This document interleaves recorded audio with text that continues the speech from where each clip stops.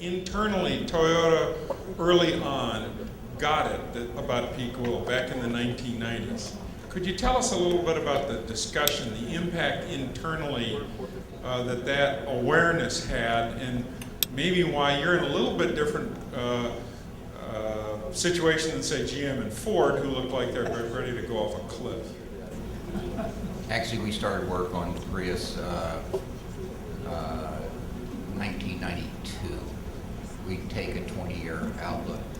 And we don't actually talk about peak oil so much as geopolitical shifts and fuel shifts. The major problem that we've had, some of us have had, is confusing dialogue from some of the major energy companies who have been somewhat. Sorry? Oh, okay. I'll see if I can get closer. Okay. Some of the major energy companies have been a little more sanguine about what they view of the world energy situation, and they meet at high levels, of course, with all the car companies, and so some of that dialogue has been a little bit difficult to work around. These were all fascinating talks. For Mr. Heywood, would you agree that numbers showing an order of magnitude lower CO2 for cellulosic ethanol are kind of fundamentally misleading, because those lines of the table include an input that some of the other lines don't, and that input is hectares? I'm not sure I quite get. Yeah, I didn't follow that one either. Question. How do you want to bring hectares in? Well, it's difficult to bring in. It's difficult to present the data, but growing biofuels cost land, and that land is not free. Well, actually, those numbers come from some of one of my students' studies, and there is an attempt to include all of the CO2 emissions. A legitimate question is, have we really managed to do that? And it takes a lot of recycling through that kind of calculation to really understand where the system boundaries should be. But an attempt was made to include that. Now, there are unresolved issues like, well, will the land support ongoing biomass production at these kind of rates, in a sense, forever? That's a very important question that we don't know the answer to. And if the answer is no, and you have to, in a sense, let the land go back to lying fallow for part of that time, there's a diluting factor that's significant. But these, I think, are questions that it's very important that we address. So your point is well taken. If I may, the other thing that we want to talk about when we talk about cellulosic, and I agree that land use is a huge issue, but we need to talk about exactly what crops we're going to plant where. There's been a lot of talk about switchgrass. It's not, unfortunately, not native switchgrass we're talking about, but irrigated switchgrass.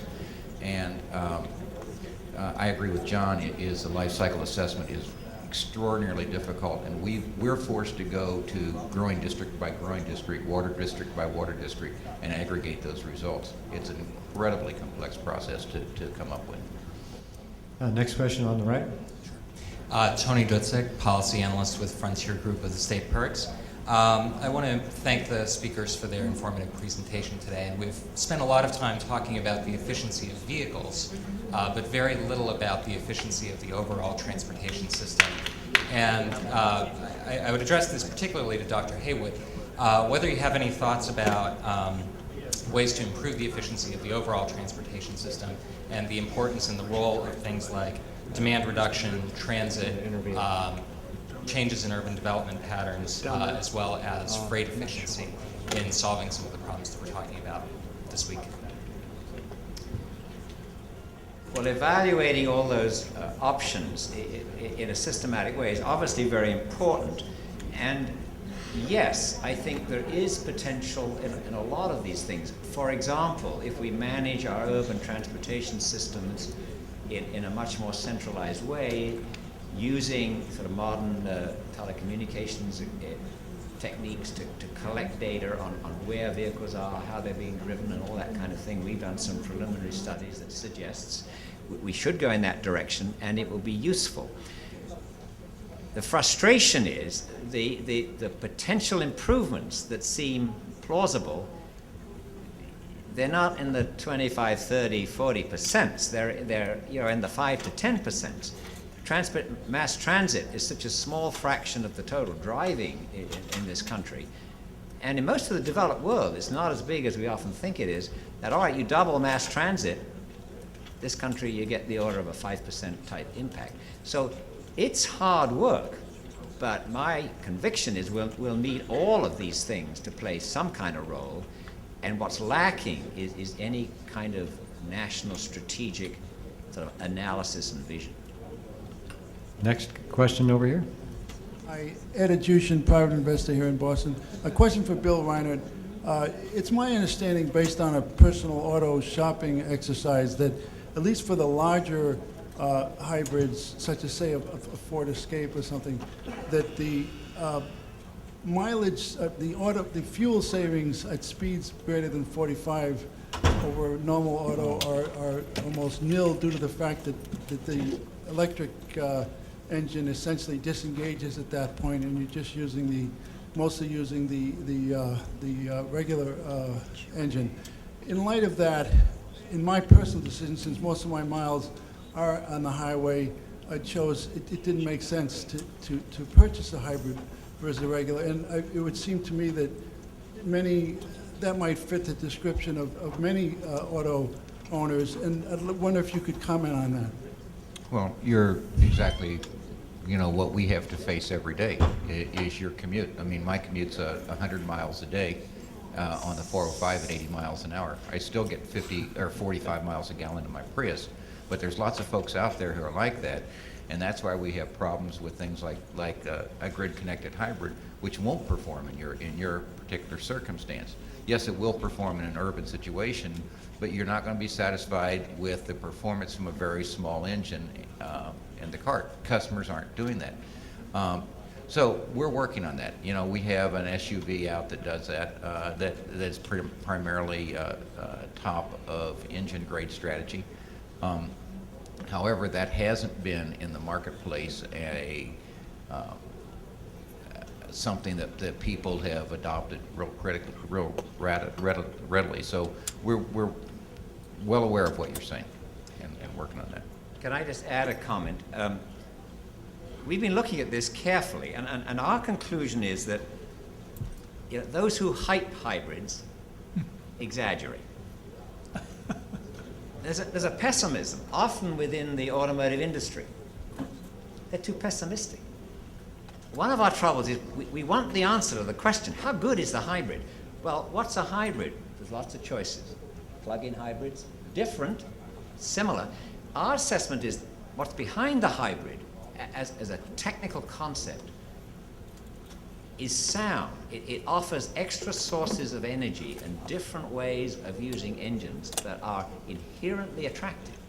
And now we're down to practicalities, and we're learning a lot about the practicalities.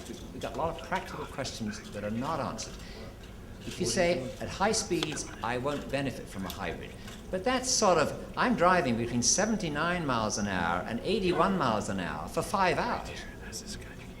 And you say, well, a hybrid won't do me any good. Well, of course, but nobody drives between 79 and 81 miles an hour for 5 hours. It's a ridiculous setup. Normal driving has accelerations, decelerations, varying speeds, some idling. Even highway driving has got these ups and downs. So there is a benefit, and those who say there's none, the data doesn't support them. So let's slow down and let time help us answer these questions in a more robust way. Yes, over on this side. Hi, I'm Everett Rubel, a participant on the oil drone, and also I'm an alumnus of UC Davis, so I'm really proud to have Dr. Frank here with us today. Unfortunately, my question is for Dr. Heywood, and this has to do with a fuel that I'm concerned is kind of getting short shrift. And this fuel is more versatile, or as versatile, I guess, as ethanol. It has a higher conversion efficiency from biomass or carbon, which is coal, and it's also more environmentally benign than gasoline. This is methanol. I'm just wondering, have we forgotten about it? Why is it being so neglected now? It seems like this should be the way we're going instead of all this ethanol talk. Yes, there was. Go back 15, 20 years. Your methanol was high on the alternative fuel list. And I think it's slid from that position for a couple of reasons.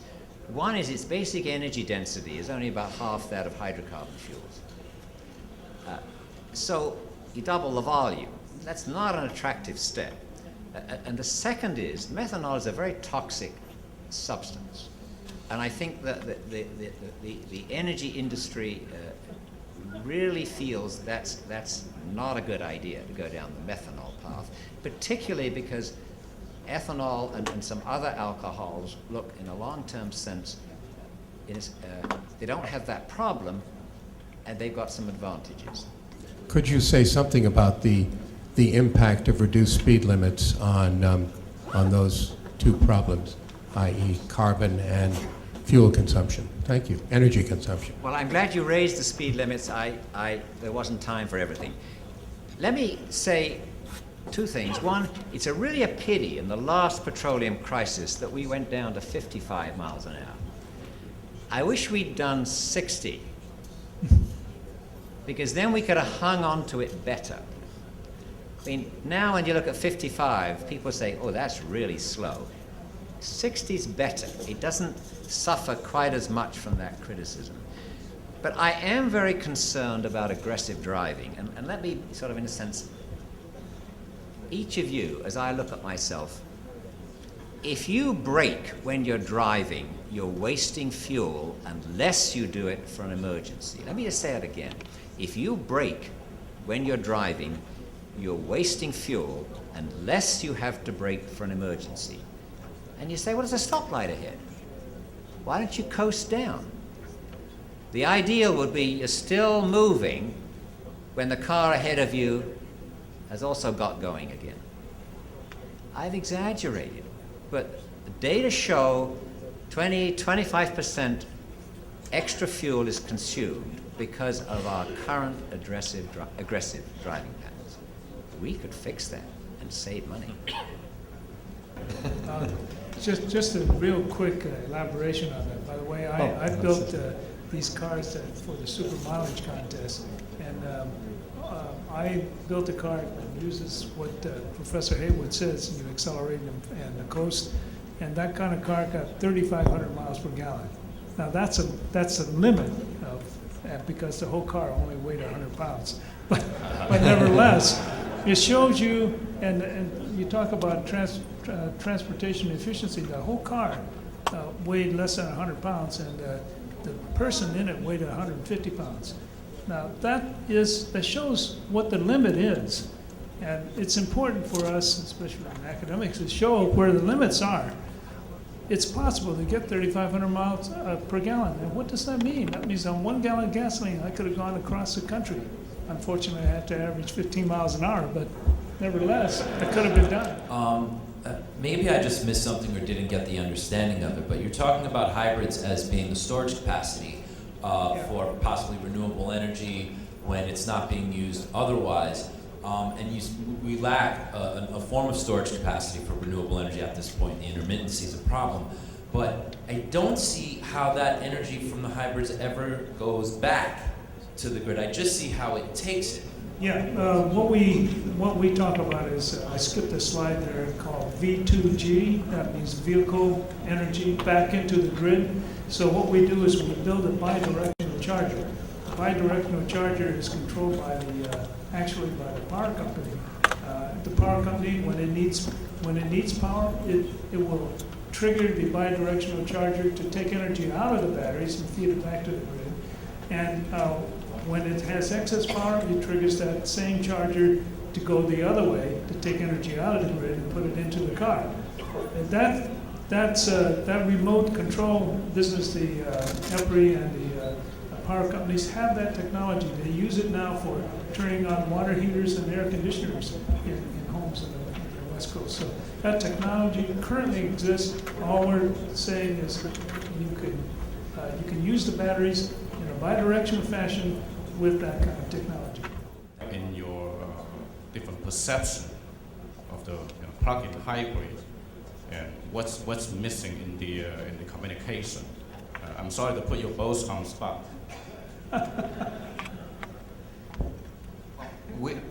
Dr. Frank is focused on technology, and we're focused on the consumer. Dr. Frank doesn't work with the consumer, and when he, like the Washington Post said that people will spend, I don't know, $9,000. None of you in this room will spend $9,000 on this. I mean, it's not it's, what is stated behavior and actually exhibited? I mean, again, we're talking millions of cars. What is stated behavior and exhibited in the sales room are two entirely different situations, and you don't do that by doing phone surveys. That's not how the job works. So we just have a lot better data than most people because of the amount of customer surveys we do. We know what the customer will do right now. We try to push them as hard as we can. But if you push them too hard, to have a dealer lot full of cars that nobody buys does nobody any good. So again, it's preparing society to understand what these are for, how we can do this. And we try as best as we can, but it takes more than just the auto companies to do it. I think that's the fundamental difference. I think this, may I just come in here? And you're absolutely correct. The problem with selling cars, and by the way, we do a lot of consumer surveys in our group, but anyway, the problem with selling cars is the public has to demand those cars. The public can only demand the cars if they understand what the cars can do. What is the value that they're getting out of that car? And all I'm saying is that the plug-in hybrid has much more value than just a car. It's a car, and it is part of your energy system. So when you look at it in a much broader picture, you see much more value. But the public has to understand that in order to be willing to pay for that. And that's the problem. We need that educational process, and that's, in a way, my job as a professor, I think. So that's, what's that? Oh yeah, of course, gas tax, a higher price of gasoline will help that a lot, but still the public needs to be educated. And with education, then comes sales. First, I wonder why doesn't Europe, they have high gasoline prices, why don't they use these plug-in hybrids? Second, if we have 1 million or 100 million hybrids or any kind of car and they're using maybe lithium batteries, what's going to happen to the cost of these batteries? And third, there may be, and it depends on who you ask, there may be a lot of natural gas around the world. What's the prospect for using methane, CNG cars? Are they safe? Will they work? Is it a possibility? Thanks. CNG cars are safe. The technology's been around forever. Will they work? Sure, they work great. Honda's got a great CNG car. Are they appropriate for the U.S.? Probably not. There's just not that many CNG stations, and Honda's not having a runaway success with their home refueler. So I doubt that they're a viable concept going forward for U.S. transportation, but maybe for fleet applications. Gaseous fuels are just not attractive in transportation. They occupy a lot of volume, and to offset that, you have to compress them significantly, and the compression work required is significant. So why don't we just displace petroleum from building heating? It's easy to pump natural gas. Natural gas is not out there in massive amounts that's readily available real cheap. That situation is changing. So it's just not a good fuel for transportation. Gaseous fuels are not, unless we have to in some cases. See, the other part of the question was batteries, and the cost of cars when they, Bill may or may not agree with this, but the cost of cars in Detroit, when it gets out to 1 million units per year, fundamentally is determined by the weight of the car. So using that argument, if you can build a plug-in hybrid with 60 miles of all-electric range that weighs the same as a conventional car, ultimately, when you get out to 1 million units per year, that car should cost the same as a conventional car.